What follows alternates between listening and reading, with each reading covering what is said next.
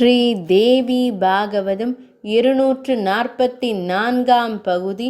தேவி சாவித்திரியின் கேள்விகள். யமனின் பேச்சை கேட்ட சாவித்ரி அவரை வணங்கி, கர்மம் என்றால் என்ன? அது எவ்வாறு தோன்றுகிறது? தேகம் எது? எவன் கர்மத்தை சேவிப்பவன் என்று பல கேள்விகளை கேட்டாள். வேதத்தில் எந்தெந்த கர்மங்கள் கூறப்பட்டுள்ளனவோ அவையே சிறந்த சுப கர்மங்களாகும். வேதத்தின் அங்கீகாரம் இல்லாத கர்மங்கள் அவை தீக கர்மங்களாகும். அவை அசுபமானவை.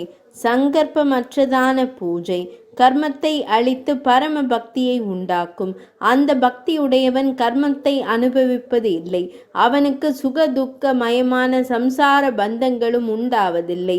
எவன் பிரம்ம பக்தி உடையவனோ அவனை பிறப்பு இறப்பு மூப்பு பிணி பயம் துக்கம் முதலானவைகள் இல்லாத ஜீவன் முக்தன் என்று வேதம் குறிப்பிடுகிறது. பதிவிரதையான சாவித்திரியே, வேதத்தில் கூறப்பட்டு சகலருக்கும் சம்மதமான பக்தி இருவகைப்படும். அவை முறையே நிர்வாண பக்தி, விஷ்ணு ரூப பக்தி என்பனவாகும். அவற்றில் உருவ பக்தியை ஸ்ரீ வைஷ்ணவர்களும் நிர்வாண பக்தியை பிரம்ம வித்துக்களும் யோகிகளும் நாடுகிறார்கள். பரமாத்மாவான பிரகிருதி சக்தி கர்மத்தை விளைவிக்கும் பீஜ ரூபமாகவும் எப்பொழுதும் அந்த கர்மத்தை கொடுப்பவளாகவும் கர்ம ரூபமாகிய சூத்திர கயிறுகளை கைப்பற்றிய வண்ணமும் தானே கர்ம ரூபிணியாகிறாள். அந்தந்த கர்மங்களுக்கு ஏற்ற சராசரமாகிய உடல்களை பஞ்சபூதங்களால் ஆக்கி அந்த உடல் சம்பந்தங்களால் ஆன்மாக்களுக்கு உண்டாகும் அறிவின் பேதத்தால் அனுபவிக்க வேண்டிய கர்மங்களை அனுபவிக்கச் செய்து அந்த அனுபவ தசையில் கர்ம அனுபவ விலக்குடையவர்களை முக்தி நிலையில் சேர்க்கிறாள். கர்ம அனுபவம் உடையவர்களை மீண்டும் பிறப்பெடுக்க வைக்கிறாள். அது எப்படி என்று கேட்பீராக, விளக்குகிறேன், கேளுங்கள்.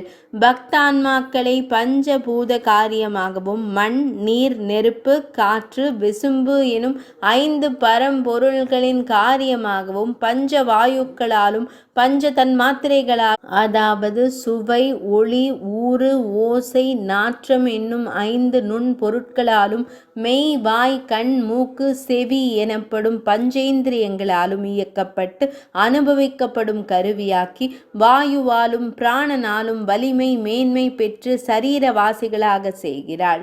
பிறகு உடலை நீக்கும் போது இந்த உலகிலிருந்து அவர்களை வேறுபடுத்தி சூரிய மண்டலம் வாயு மண்டலம் முதலிய இடங்களில் வசிக்கச் செய்கிறாள். பிறகு அவர்களை பிறந்து பிறந்து இறந்து இறந்து ஓயாத ஜனன மரண பந்தத்தில் கட்டுண்டு வரும்படியாகவும் செய்கிறாள்.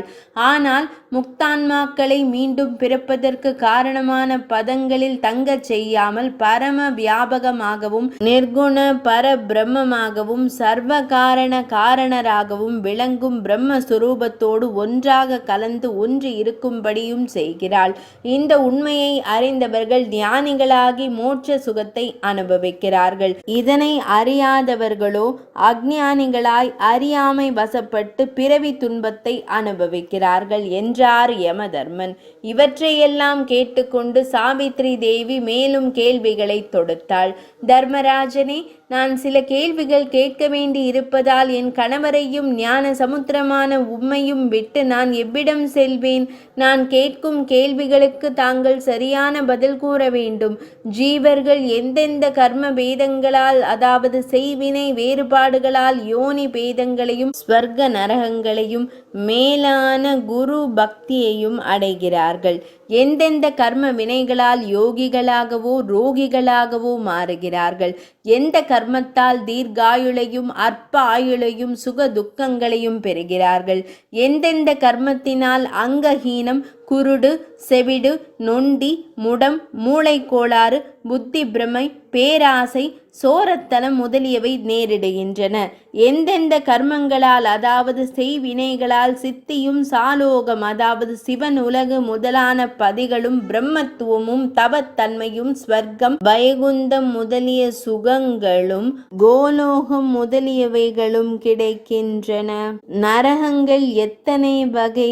என்னென்ன பொருட்கள் அவற்றில் உள்ளன? யார் யார் எந்தெந்த நரகை அடைந்து எத்தனை காலம் அவற்றில் கிடந்து உழல்கிறார்கள்? எதனால் வியாதி உண்டாகின்றது? இவையெல்லாம் நான் அறிந்து கொள்ள விரும்பிய கேள்விகளாகும்.